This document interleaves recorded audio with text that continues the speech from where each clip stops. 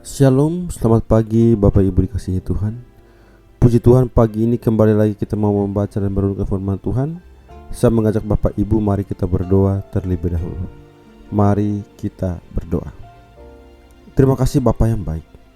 Kami bersyukur ya Tuhan, sepanjang malam hingga pada pagi hari ini kami bisa bangun tidur dengan sehat, masih bisa merasakan nafas kehidupan, bisa menghirup udara segar. Bukan karena kebodohan hebat kami, melainkan karena kasih Tuhan. Terlebih lagi pada pagi hari ini ada kesempatan yang sangat luar biasa. Kami mau membaca dan merenungkan firman-Mu. Ya Tuhan, buka hati dan pikiran kami, sehingga firman kami baca kami dapat mengerti. Terlebih lagi kami dapat mengaplikasikannya di dalam kehidupan kami hari lepas hari. Di dalam nama-Mu Bapa, kami sambut firman-Mu penuh dengan ucapan syukur. Haleluya, amin. Tema yang saya berikan untuk kita renungkan bersama yaitu iman sebesar biji sesawi. Injil Matius pasal 17 ayat yang ke-20. Ia berkata kepada mereka, "Karena kamu kurang percaya, sebab aku berkata kepadamu, sesungguhnya sekiranya kamu mempunyai iman sebesar biji sesawi saja, kamu dapat berkata kepada gunung ini, pindah dari tempat ini ke sana, maka gunung ini akan pindah, dan takkan ada yang mustahil bagimu." Bapak Ibu Saudara yang dikasihi Tuhan, seorang ayah akan berusaha melakukan apapun yang terbaik demi kesembuhan anaknya yang sedang menderita karena sakit. Itu sebabnya dalam nats hari ini seorang ayah datang kepada Yesus dan menyembahnya serta meminta belas kasihan Tuhan agar anaknya disembuhkan. Anak yang sakit ayan itu menderita selain karena penyakit itu sendiri, juga oleh dampaknya yang membuatnya sering jatuh ke dalam api atau ke dalam air. Orang-orang pada masa itu tentu berpikir bahwa jika Yesus sanggup melakukan mukjizat, maka murid-muridnya pun tentu mampu melakukannya. Tetapi ketika anak itu dibawa kepada murid-murid Yesus, mereka tidak dapat menyembuhkannya. Karena itu Yesus mengecam keras murid-muridnya sebagai generasi yang sesat dan tidak percaya, padahal Yesus sudah memberi mereka kuasa. Anak itu bukan menderita penyakit yang bersifat medis semata, melainkan juga karena kuasa setan yang ada di dalam tubuhnya. Yesus mengusir setan itu, dan seketika itu juga sembuhlah anak itu.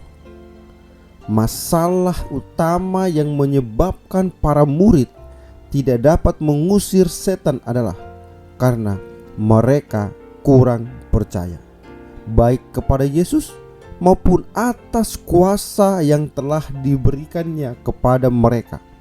Yesus berkata bahwa jika mereka mempunyai iman sebesar biji sesawi saja, mereka dapat memerintahkan agar gunung pindah. Dengan iman yang demikian, tidak ada lagi yang mustahil bagi mereka. Iman adalah hal yang sangat penting dalam kehidupan orang percaya. Ada 558 kali kata iman disebutkan dalam Perjanjian Baru, yang menunjukkan penekanan iman dalam kehidupan orang percaya. Iman yang kita miliki pasti akan tumbuh menjadi besar bila kita mau menaati perintah Tuhan. Yang menjadi pertanyaan dalam firman Tuhan hari ini adalah, mengapa Tuhan Yesus mengambil perumpamaan biji sesawi? Mari kita renungkan beberapa pembelajaran dari biji sesawi tersebut. Pertama, kita telah dibangun dengan iman sebesar biji sesawi, yang artinya iman kepada Yesus Sang Pencipta. Dengan lain perkataan, siapapun yang percaya kepada Yesus dan menerima Dia sebagai Tuhan dan Juru Selamat, berarti ia telah memiliki iman sebesar biji sesawi. Berbeda dengan iman kepada diri sendiri, di mana kita terlalu percaya bahwa hanya kita yang mampu mengerjakan dan mampu mengubah situasi.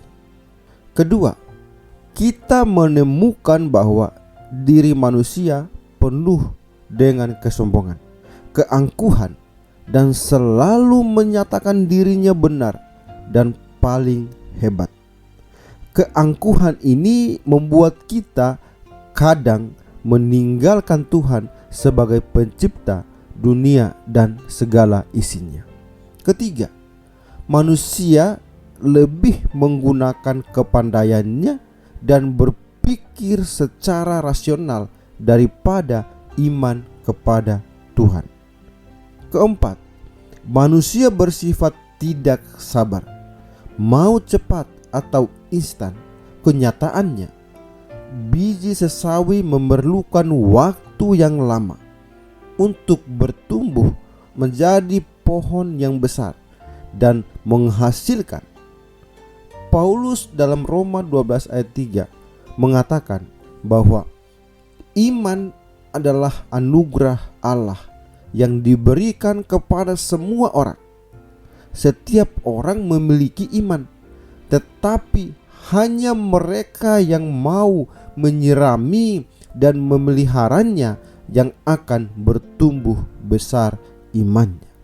Hidup ini penuh misteri. Banyak hal di dalam dunia ini yang tidak bisa kita jawab dengan pengetahuan, pengalaman, dan material, dan semuanya itu hanya dapat dijawab oleh iman.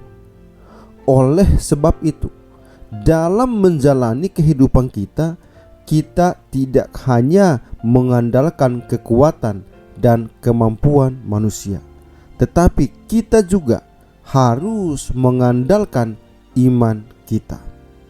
Iman harus menjadi dasar dari kehidupan kita untuk kita mengenal dan belajar tentang segala sesuatu sebagai perbuatan Allah atas manusia.